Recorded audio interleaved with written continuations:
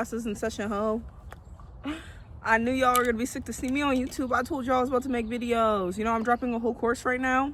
I'm dropping a whole course, bitch. We going through it all. Okay, you guys are gonna get snippets of the videos that are gonna be in the course, because it's gonna be like probably like 6 to 8 video course long. Because bitch, I'm not with the typing shit. You are gonna have like I don't know what to call it, like a little pamphlet at the end of it to reference, because I'm gonna have visual aids and diagrams and stuff for you guys to like look off of, you know, for my visual learners who want to know where certain spots are. But at the end of the day, I'm a yapper, I'm not a typer. I just don't want to do it again. I made a manifesting for beginners who are neurodivergent e-guide, and while that shit was fun, it stressed me the fuck out. My nervous system and perfectionist tendencies, I don't want to sit there and type. Y'all know I talk fast, trying to get this to keep up with this, no, or this, no. So y'all said I could watch you for hours. Be prepared to, ho. It's a lecture.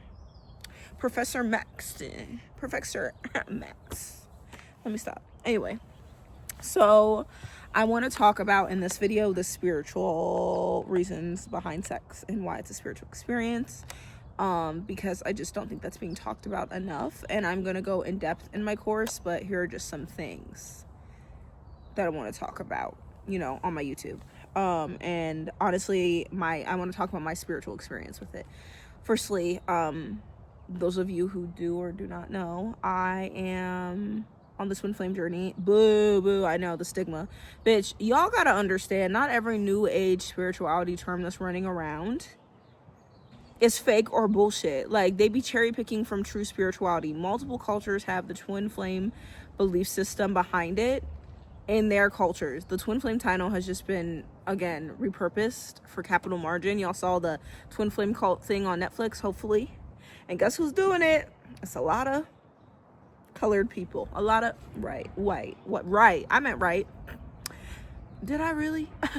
But anyway, the actual twin flame journey, can I speak, is about journey to self. Okay, it's about self-discovery. It's about reinventing yourself. I shouldn't even say reinventing, but reclaiming yourself, remembering who you are at your core, which is love. That sounds corny, but it's true. It's the ultimate self-love journey. Like, I think the reason the twin flame separation is so tumultuous is because they show you that you could be feeling more out of life, and you could have more out of life.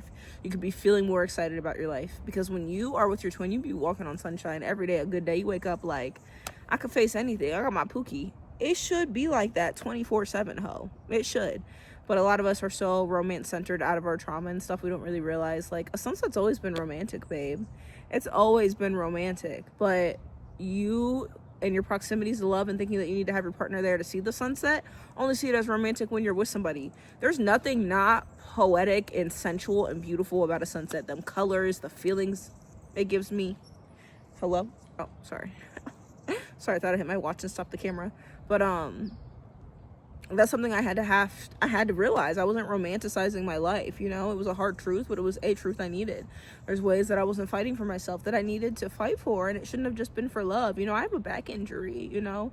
I got in a really bad car accident in 2018. A semi T-boned me on the highway, or sideswiped me, I mean.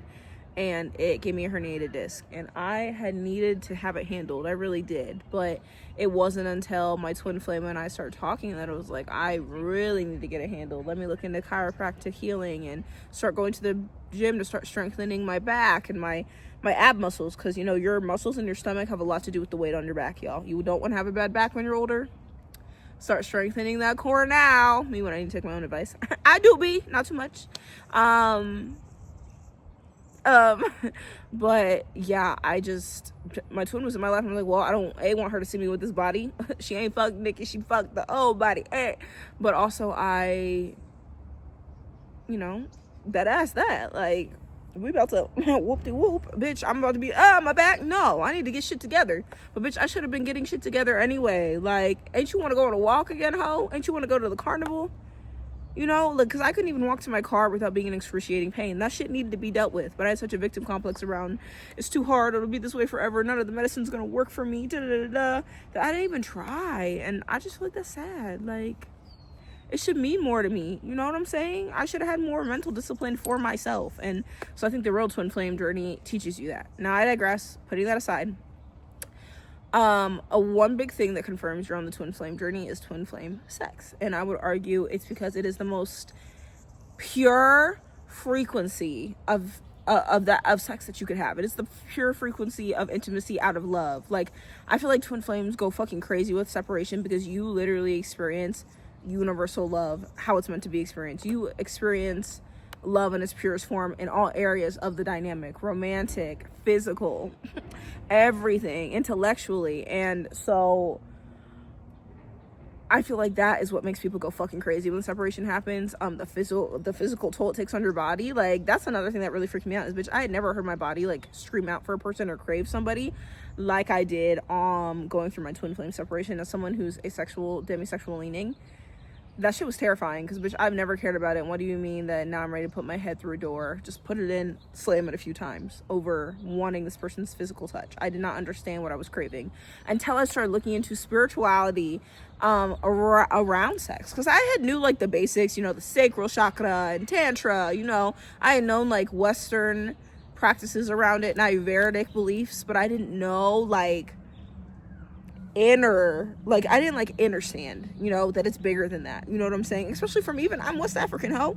We got a lot of teachings. I talk about it on my TikTok. I put a little clip, and I'll probably post some of this on my TikTok too, but I keep yapping. I can't stop. 1 second. I didn't know how intuitive sex genuinely was, and I made a video about that again on my TikTok, but it's like, I didn't know that intuitively we as women feel when our body is off. Like, I don't think we realize how spiritual the body as a whole is. Like, people be like, sex isn't spiritual. Babe, I'm gonna say this and hold your hand when I do, because don't piss me off. Anything you do with your vessel is a spiritual thing. Eating a sandwich, spiritual, because it involves the fucking body, ho. If what you consume and what you eat has such a deep, intense effect on you, anything being inserted into your body, down to Q-tips. You have to be careful with Q-tips. What makes you think any type of penetration, any type of porous penetration, especially the biggest porous penetration we can have on the body, doesn't have a spiritual effect on you or have its spiritual connotations? You are a human having a spiritual experience because being human is spiritual. You're a spiritual being having a spiritual experience. Fuck it. You know what I'm saying? Everyone be like, you're human and having a spiritual experience. Fuck that. You are spiritual having a spiritual experience because life is spiritual. Thank you. Clock it. There's a butterfly. See, that's why I got my sleeve, y'all, because butterflies be my little omen. You can't see it right now because this sweatshirt is about as tight as an anaconda around my arm, but sorry, ADHD. I really just don't think people process that, like, it is so intuitive. We as women, I think we all are connected to it in our most innocent form, aka who you were as a kid when you wanted to have sex. The things that you daydreamed about. Like, we all talk about, sorry, I gotta look around sometimes because I just be out here shouting about the most intimate shit, but being outside just makes me feel charged and grounded talking about this shit. Why? Because my body is spiritual. You see what I'm saying? I feel better and notice the difference in my content when I'm outside filming. That's how frequency, works, and that's how deep it is, y'all. Like, don't piss me off, sex is a big deal. Anyway, I feel like as kids, you know, we were reading fan fiction? We was reading smutty fan fiction, or there's this meme on TikTok, and it made me laugh so hard because it was a deadass meme. It was like me at 12 or 13 years old looking up on Pornhub's browser, looking up like intimate, two people passionately in love, two people making love, two people kissing and making love passionately and having sex. That was deadass me. Like, even at a young age, like, I wanted to see the real shit, you know? And when I say real, I mean love-centered shit. I didn't care about the whoop whoop whoop, bitch. I didn't care about the kinky shit either, you know? And this is not to shame any of y'all if you were different growing up. This is just my experience. But I feel like as a woman, I genuinely was craving sensuality. That's what I looked for. That's what I wanted. Again, fan fictions. Most of the time you're reading like romance novels growing up. You know what I'm saying? And so I think as women at a young age, we entered this matrix system like unconditioned and unprogrammed, and then after having it loaded on and being shamed from society and like even seeing porn, you think, oh, I'm doing too much, and then like you really engage in having sex as an adult and you realize, oh, maybe I did too much in my head. Like, I thought it was supposed to be this passionate thing, everybody out here just doing whatever they fucking want. I did too much, you know what I'm saying? I feel like me and a lot of women, people in general, this isn't just for women, but people in general have had that realization of like, or that shame spiral of like, oh, like, this actually wasn't what I thought it was gonna be. This actually wasn't supposed to be this deep, beautiful experience. You know what I'm saying? Like, I guess I was wrong. I don't know if y'all had that, but I definitely had that. The first time I really womp, you know? I was like, That's it. Like, I could have done this myself. Like, I just felt dull, and I was sad because I'd always thought, like, it was gonna feel better with another person. Because don't get me wrong, I loved spending time on myself, is what I call it, DJing when I was a kid, but eventually I got bored. By the time I was 18, I was like, what's that song? I need to feel something bad. I got some pressure built up. Wrote that. Oh, shit. Hello? Universe said take a water break, I guess.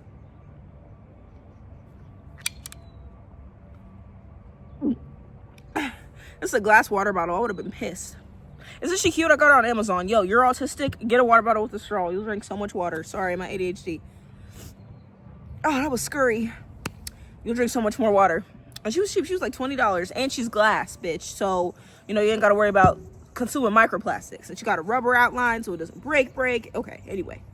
But yeah, I was just kind of like bored by 18 and shit. So I was like, okay, let me just try it. And everybody's saying like that bored feeling is you need a little something, but it's like yes and no at the same time. You know what I'm saying? Because when I went out, it was still like, I don't know. I always say that humans use each other as human masturbation devices until it's the right person. That's how it felt. Like, it felt like an erotic medical procedure. I don't fucking know. You know what I'm saying? And so like, I thought something was wrong with me for feeling that way, so I just shoved it down and just did what everybody did. I was like, nope, this is just all there is. And I always felt like deeply sad about that, but I kind of just, again, ignored it. Like, what are you gonna do? You can't make something feel better than it does. Like, it's just what it is. Until my twin flame experience, until it was with the right person. And then I was like, oh, I was right. Like, I had the sex that I imagined and daydreamed about from the time I was 14 with my twin flame, and that shit was crazy. And I'm gonna get into that after I touch on this. Sorry, my ADHD, bear with me, bitches. If you already saw my first YouTube video, you know how it was. I'll be hopping all over the place. Okay, so I forgot what I was gonna say. I had to like glitch out for a second. I literally just paused, y'all, stared off, disassociated, and was like, what? And we're back, done glitching. I should have just done it on camera. That would have been funny. And just a whole disassociation break for everybody involved. You take one too, y'all. Pause and take one. I'll wait. Go ahead. I'll be here.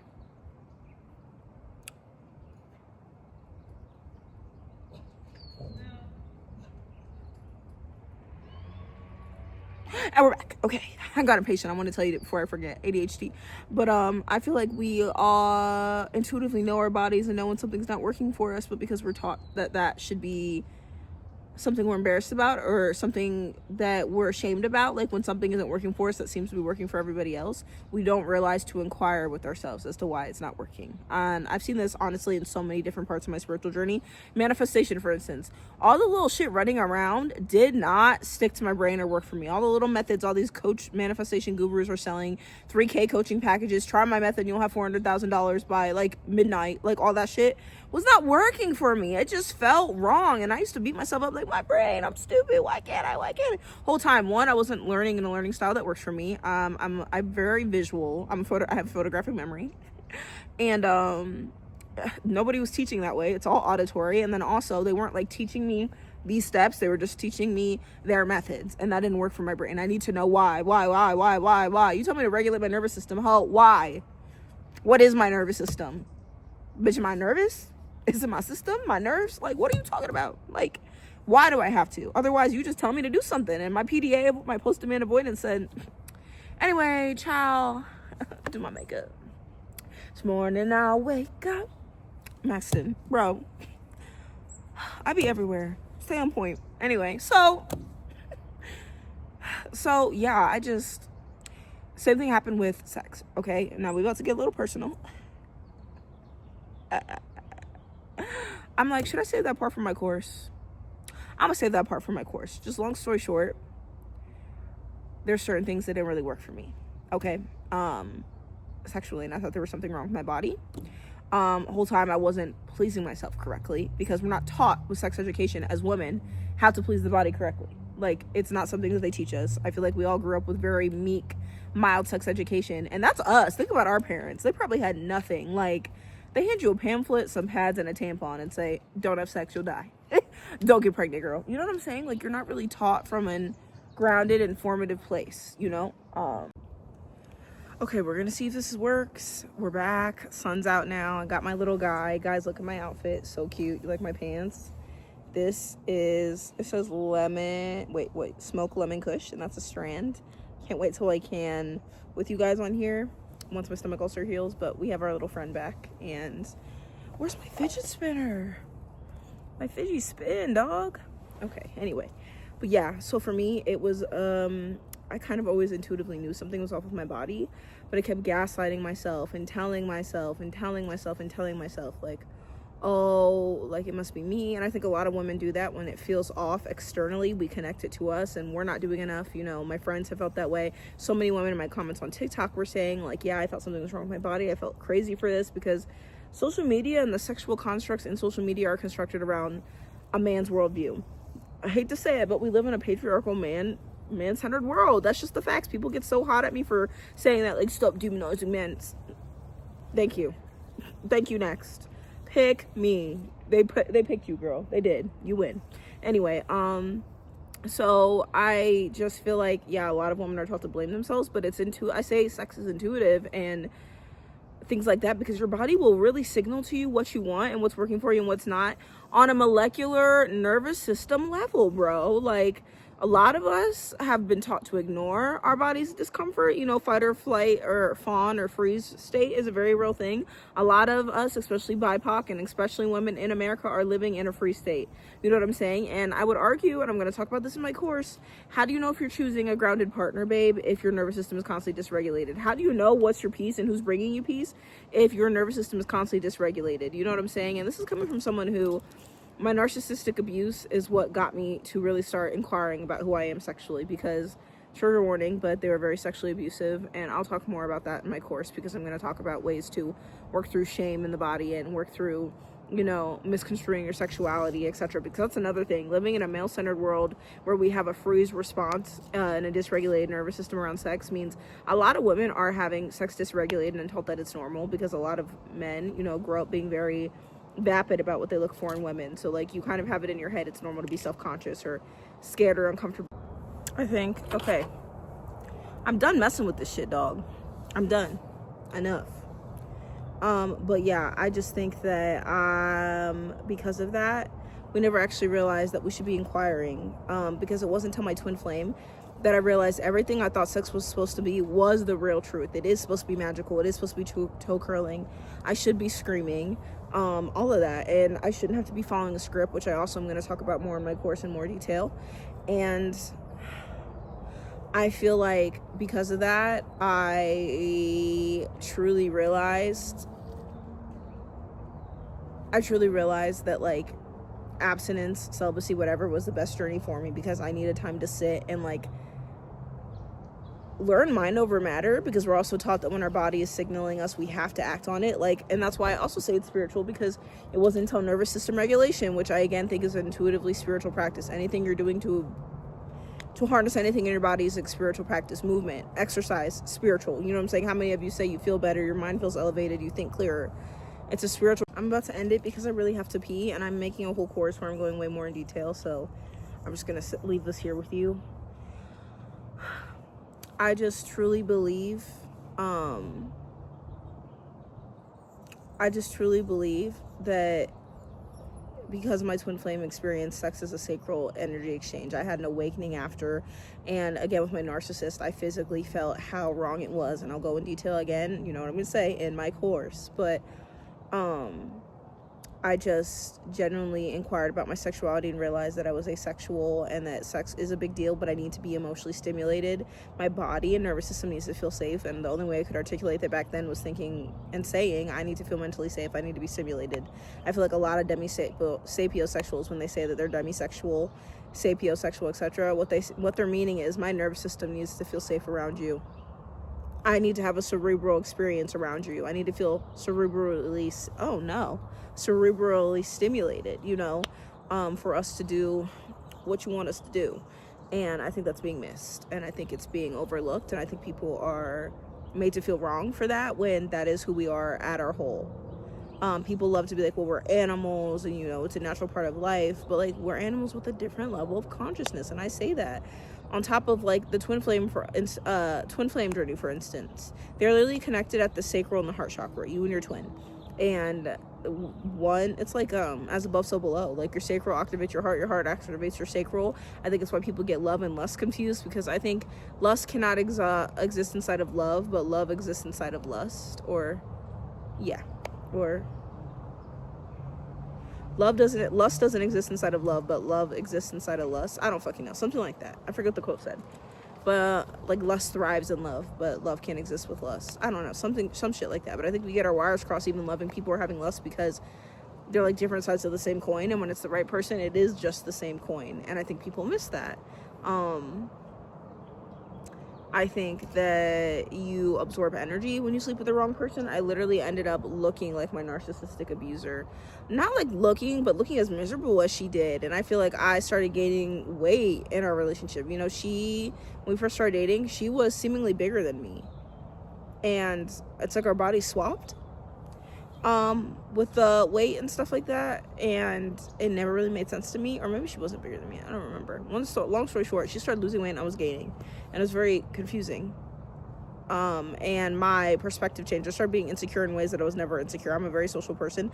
They grew up very isolated and they had really bad social anxiety. I started having horrible social anxiety. Like, I do think that I took on their energy, and I don't know why people don't talk about that more. And again, my narcissistic abuse, how I showed up in that relationship, and the way that I was forced to sexually perform, again, trigger warning, not going to go too much detail on my page, but I will in my course, made me really realize how many people suppress what they actually sexually want, who they sexually are, because we're taught that it's normal to just go along with it. Like, I think ignoring that it's a spiritual experience perpetuates sexual abuse, if you want me to be honest. Because I feel like acknowledging how spiritually sacral it is helps you open up a lot about yourself, you know, down to sexuality. Because again, like what I said about men and women, like with a comp ed, like a lot of women have compulsive heterosexuality, and they think that like feeling off sleeping with men is just how it is. Everybody feels like, you know, sleeping with men is a subpar experience. It's not supposed to be. One, if you find the right one, and two, if you're not attracted to men, you should be sleeping with a woman. You know what I'm saying? So I think there's just so much that goes into negating and trying to take the spirituality out of what's supposed to be a deeply healing and tantric experience. And that's another thing. Sex can be very healing when it's done right. You know, and with the correct twin flame connotations, and even in, you know, Western practices, they truly believe that it's healing, and it can heal sexual trauma. It can heal energy in the body, which I don't know why people negate, because somatic movement heals in the body. You literally store trauma in your hips and pressure points, you know. And Chinese medicine, you know, they have acupuncture in your feet, etc., to somatic release things. So I don't know why people think that sex is anything but a somatic release in a lot of ways.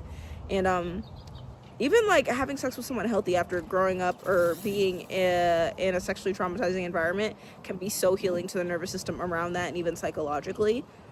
So, like, if you're changing your chemistry and neural pathways in your brain, what makes you think that it's not spiritual and it's not that deep? You're creating life. Like, that shit just never made sense to me. We're creating life, guys. I also think when you have sex from an intuitive standpoint, it takes away intuitively a lot of societal pressure. Because when I had sex with my twin flame, again, going in detail in the course, I did not care about finishing. I didn't. I was literally experiencing so much pleasure and a high I couldn't experience in my head, and like so much was swirling around in here that I wanted it to last forever, and I wasn't worried about finishing. In fact, I didn't want to, because again, I wanted it to last forever. But I'm going to go into Kundalini, Reiki, and energy healing, and how that can help, you know, sexual assault survivors in my courses.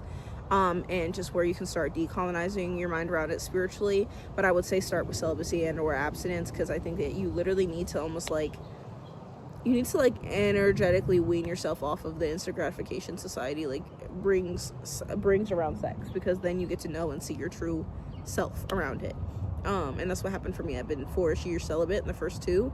It was a kicker, it was a doozy, but it forced me to face myself in a lot of ways, and even some trauma of where I was coming from with it, because it's not even just that we want it because of what society tells us we want, or trying to fill a hole or a void. It's also like the psychological benefits of instant gratification around sexualizing yourself, especially as a woman in society. If you grew up reserved like me, I grew up Christian, there was a tension that came with sexualizing myself. So it was just a lot of reprogramming and really getting to know me. It was a lot of self-exploration and self-discovery. Everybody's like going a self-love journey. When they say self-love, what they mean is like self-exploration. Get to fucking know yourself. Because when you get to know yourself out of ego, you'll look at yourself and finally see God through that if you sit with your pain and your loneliness and your wounds long enough and show them peace and kindness and education. So I hope to see y'all when I drop the course and go more in detail of just spirituality, how to even add tantra and spiritual practices in the bedroom. And I don't know, I hope you guys love this and it's opened a new perspective of for you. And just really helped you understand how deeply and innately spiritual it is as a practice. You know, I know I didn't give you guys too many specifics on integrating that in a spiritual space, but again, that's just because I'm making a whole course, and I fear if I talk about it too much now, I'm gonna get sick of talking about it in the course, and that's where it matters, because we're really gonna break down the frameworks. But I love you guys. Thanks for watching. Give her a kiss.